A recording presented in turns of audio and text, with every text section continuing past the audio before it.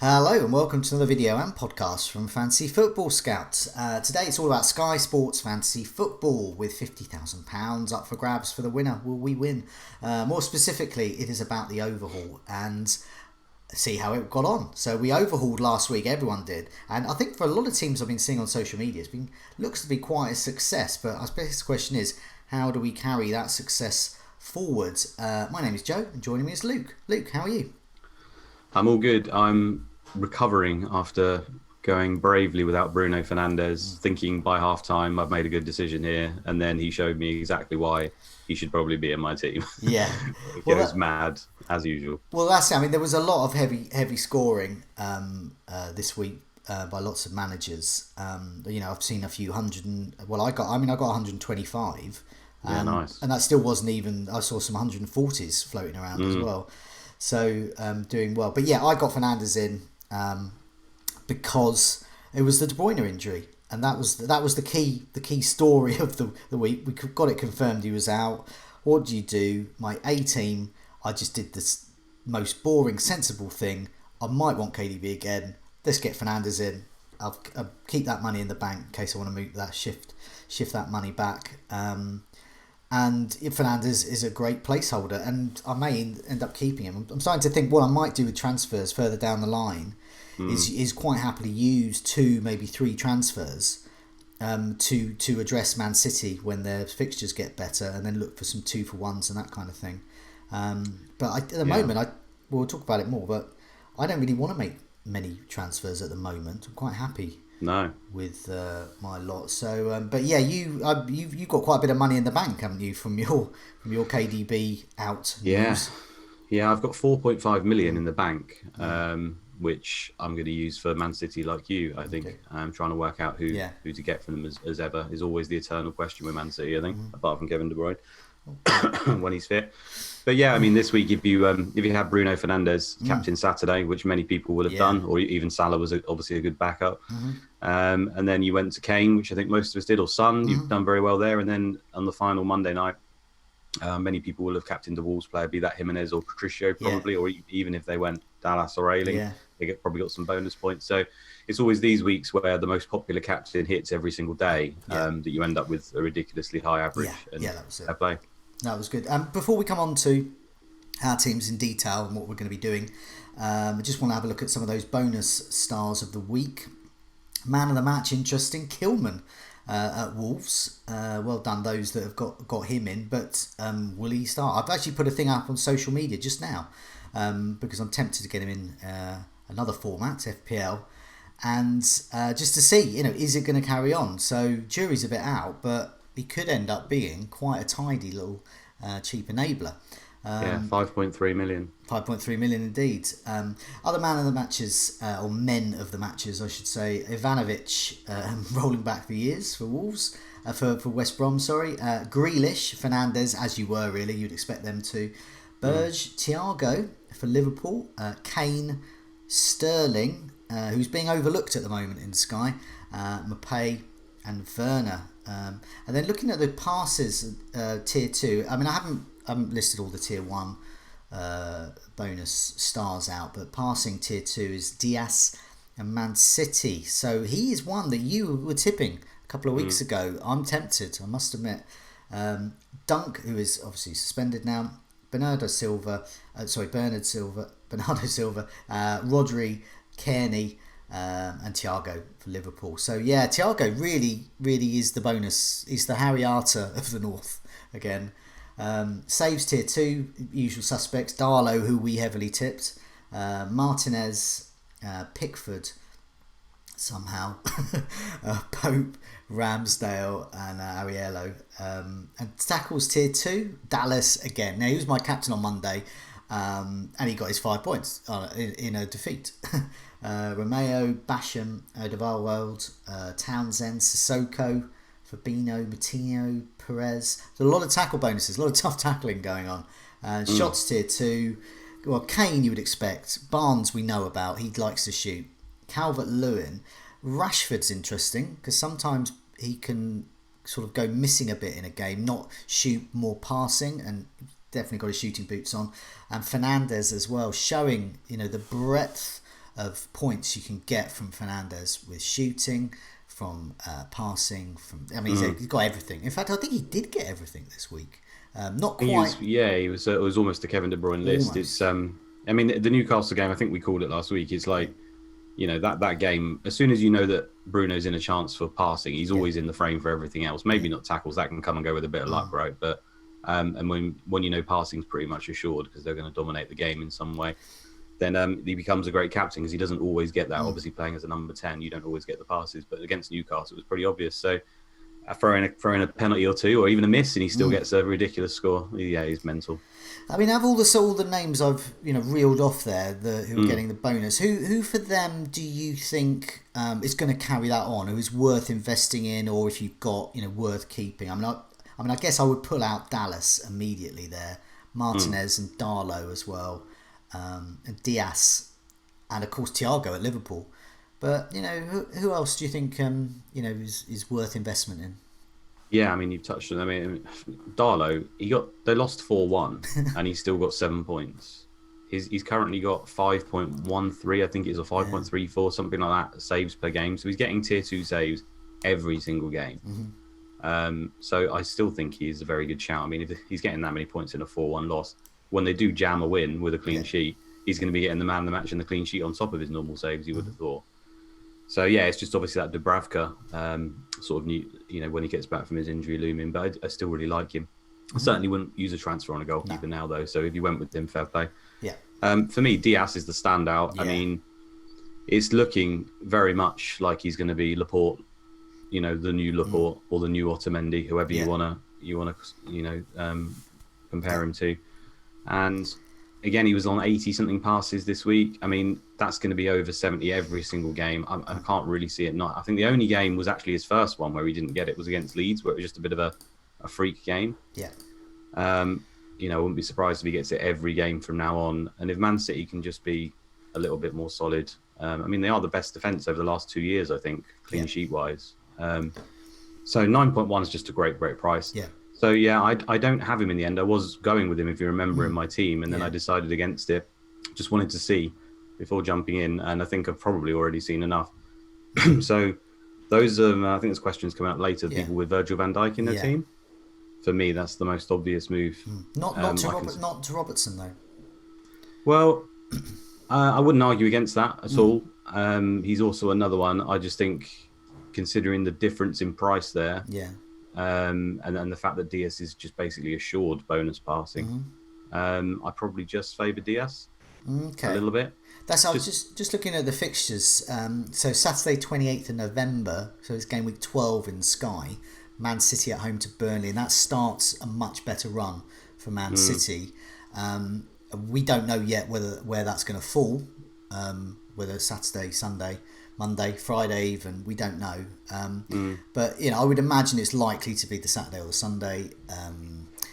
But that looks like a good time to start thinking, to plan for now and think, well, how are you going to get some Man City players in? And as you said, that could be an option for me with Robertson.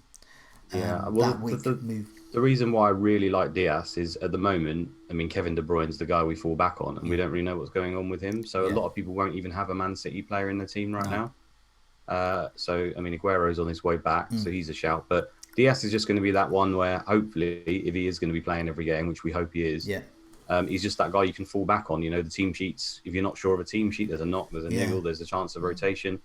Diaz is there to be your Van Dijk, essentially. So I do really, really like him.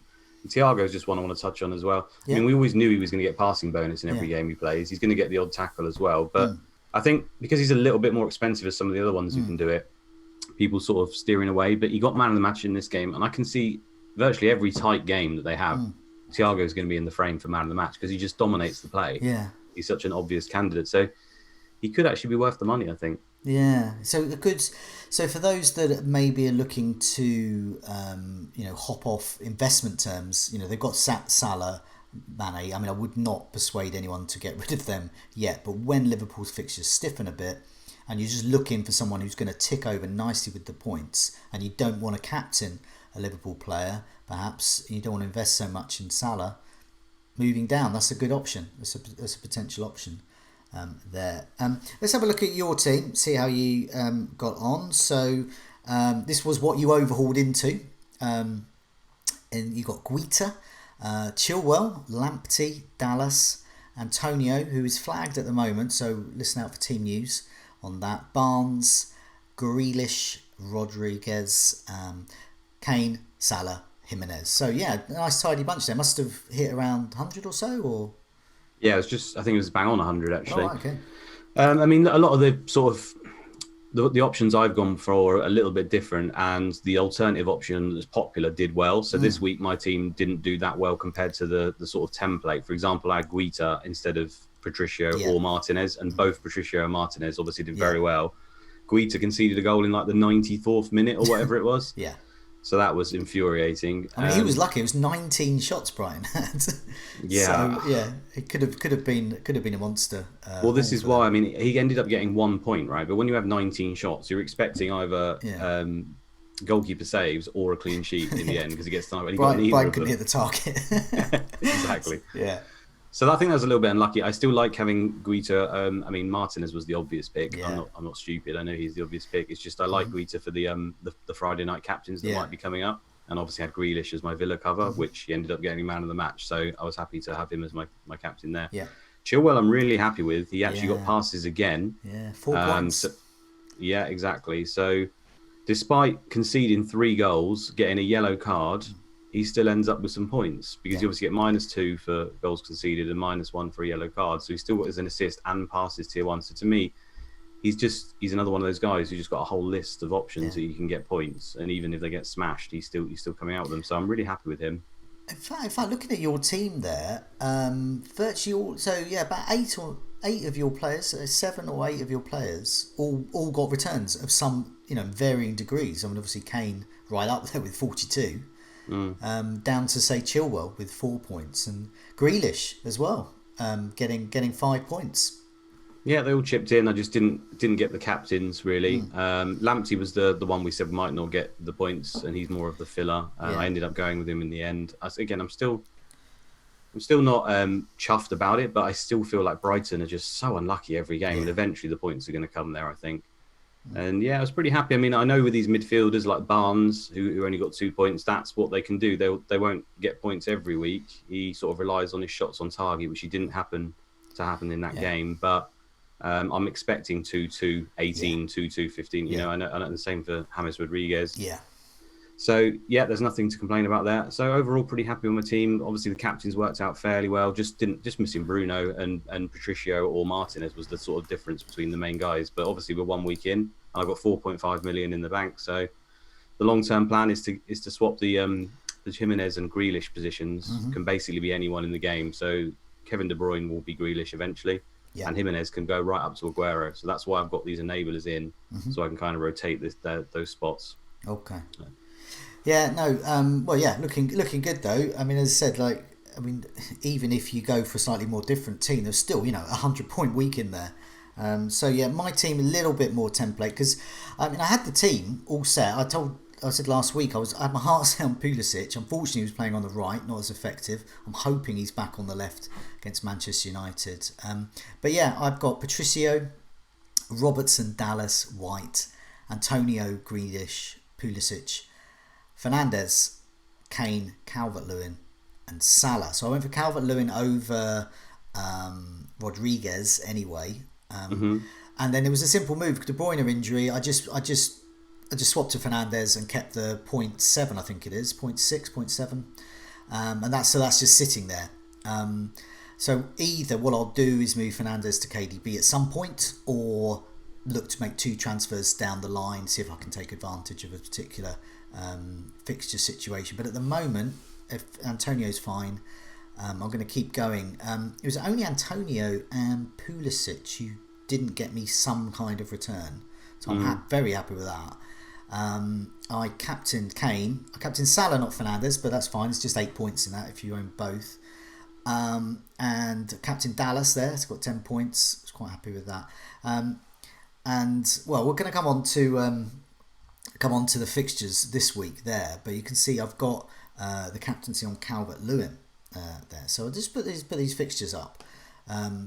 And so we'll just ask you what your captaincy thoughts are. So we're lucky this week. We've got 4 captains to choose from. We've got Friday and Monday, as well as the Saturday, Sunday. So let's start with the Friday. Villa against Leeds. Grealish, I'll imagine. I mean, yeah, it makes sense, doesn't it? He was fantastic again. I know last week he didn't. I don't think he actually had hardly any shots, maybe even 0. No. But he was just incredible and obviously picked up that man of the match. So again, I would have thought Leeds game would be quite frantic and therefore it might suit him. Yeah. Because Leeds seem to have that frantic style. Also, Leeds have got some injury problems. Oh, yeah. So, Phillips. So, yeah, with Phillips out, I can't remember, was it you who was telling me, or someone was saying that basically with him out, that's the space that Grealish is going to be attacking at. So if he's out and there's their B team version of him in there, that should help Grealish on paper, you would imagine. Hope so. I mean, again, if you don't have any Villa, I mean, I would have thought you'll have Martinez or someone like that who's still a very good shout. Then you've obviously got the Leeds guys to fall on. Ayling and Dallas who'll probably get points again. If there's a clean sheet, Dallas will be looking at 11 points or so, 12 points maybe. But otherwise, booking your 5 points. That's your Dallas. Correct me if I'm wrong. Ayling's the right back, is that correct? Oh, I can never remember which way it is. I'm pretty sure Ayling. Even is when the right I watch back. the games, I can still never remember. I'm like those that comedian with left and right. I get muddled up. I'm pretty sure he is, and if he is, then he'll be up against Grealish, who dribbles with the ball. So I'd be stunned if Ayling doesn't get tackles in some way, shape, or form. He'll probably get dribbled past as well, but he'll also get a lot of tackles. Yeah. So Grealish for me that day, Saturday. West Ham against City, Fulham against Crystal Palace, Manchester United against Chelsea, Liverpool against Sheffield United. I quite like the look of those. But looking at that, it's got to be. I mean, Salah. Well, yeah, Salah, but then Fernandes is tempting as well. Yeah. I mean, Chelsea can't defend, can they? It's one of those two. For me. But yeah, I'll probably go with the crowd. I don't want to. I'm about 5k in the rankings at the moment, and I don't want to go too drastically the wrong way. So yeah, I'm probably going to do Salah. But Fernandes, I think if owners of him would be tempting, considering the breadth of points he can get. Definitely. For me, though, Chelsea, I mean, we've seen by their passing numbers, the fact that Chilwell's hitting tier 2, I think they will hold the ball pretty well here. And as a result, Bruno Fernandes might struggle for passing, and therefore I don't really like him as captain in this game. Mm-hmm. But obviously he can get points, like you say, penalties, shots, any other way. But I just like to have that fallback on that if it fails, I'm still going to get 4 points. And with Salah at home to Sheffield United, I would have thought even if he fails, he's still going to get shots on target. Yeah. I would have thought.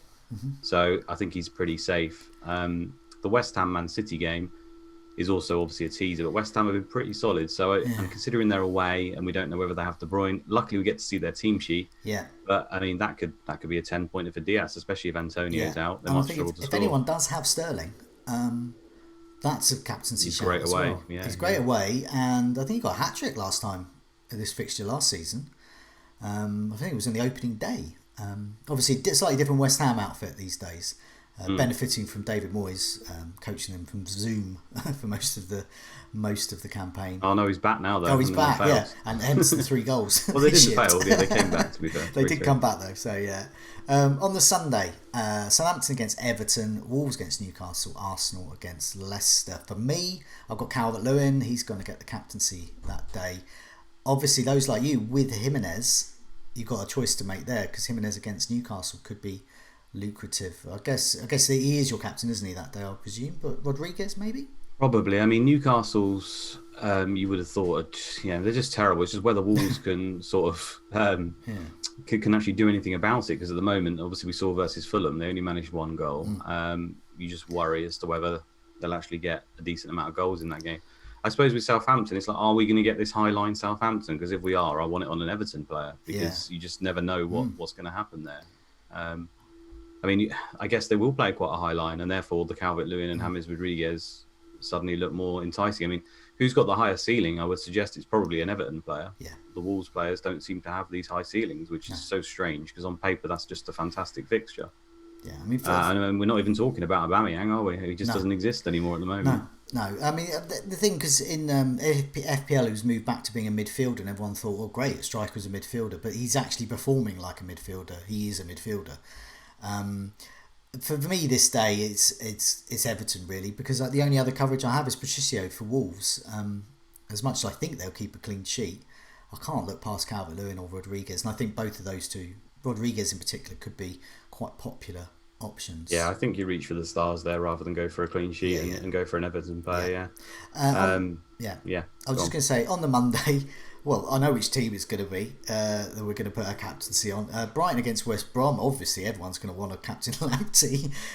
Burnley against Tottenham. So Harry Kane, definitely for me. If you've got Son, great option. I mean, that's a no-brainer captaincy day, presumably.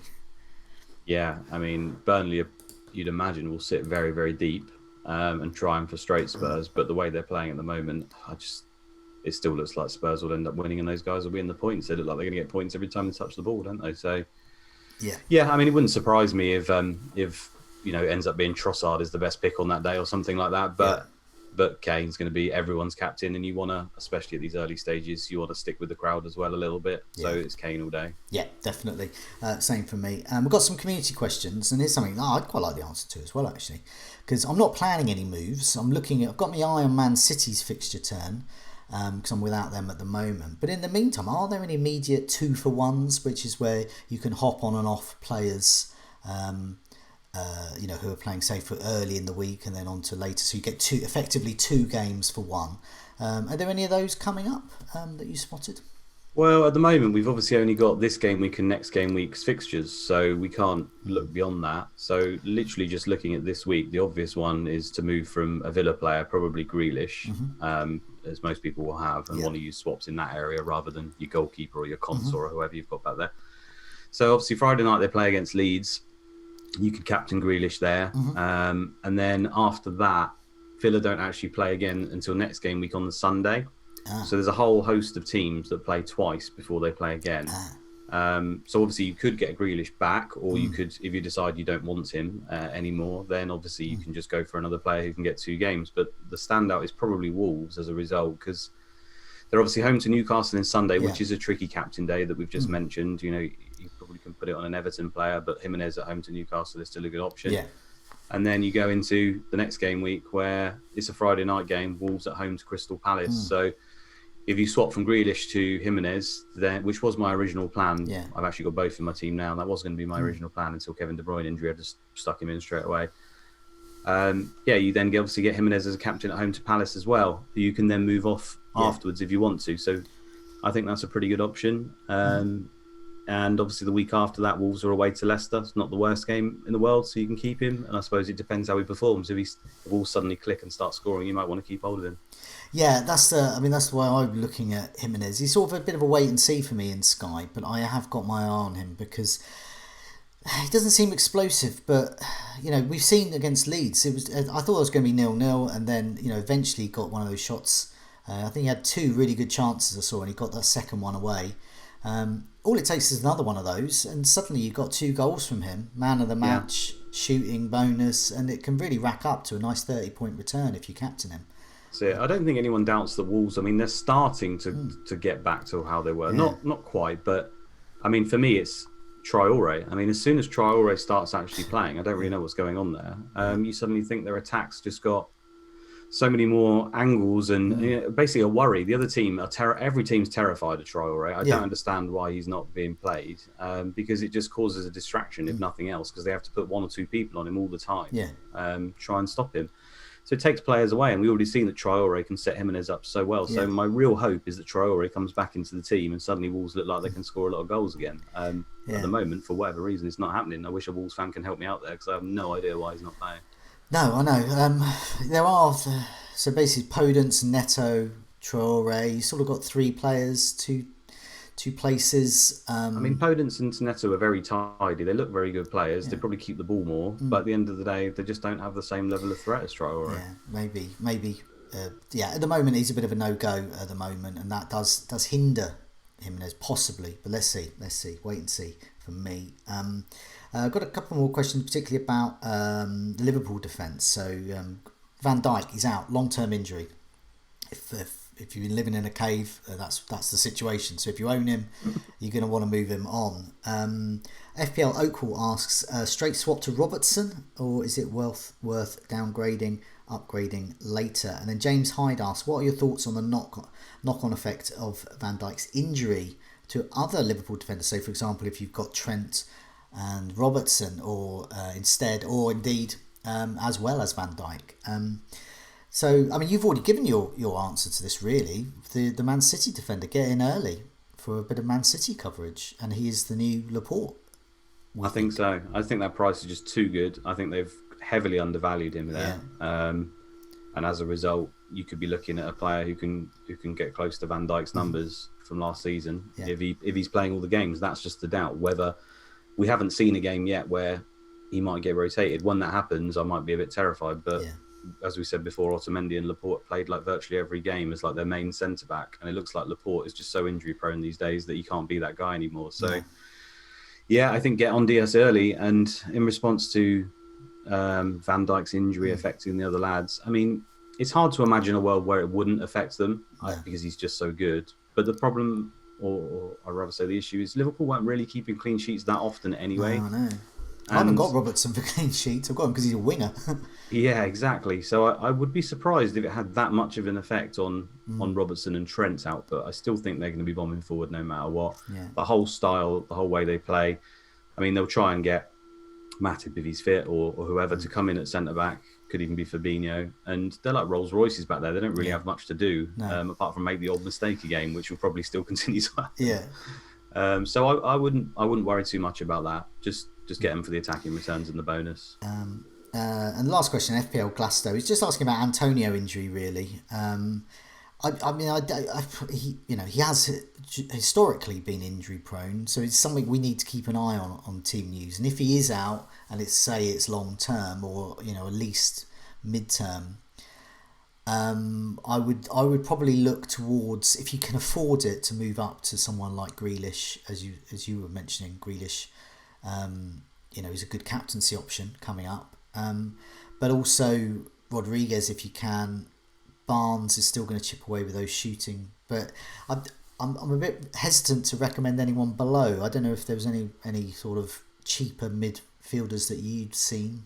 I mean, the only real one's Højbjerg, I guess, that you could go to just to clock up some points. But we have to wait for news on how long he's injured for, because even if it's only 1 week, I'm not just be leaving him in. Yeah, I'll go with 10 players if it's 1 week. Because these transfers are so precious, and he's someone.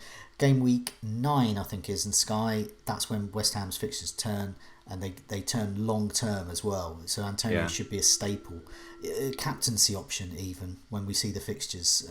Definitely a must for me there. Thanks so much for joining me, Luke. It's good to get your views there, and obviously, really interesting. I think that for those that want to use a transfer, the Grealish to Jimenez, and you perhaps haven't got any Wolves coverage, or you don't fancy captaining Patricio or an Everton player, that's quite potentially a good move, and certainly the only 2 for 1 we can really recommend at the moment. Given we don't know what's going to happen with the TV schedule, whether the pay-per-view is going to continue, anything like that. We don't know. But for now, Luke, thanks so much for joining me, and good luck with your game week in Sky. Good luck to you, Joe. See you on the next one.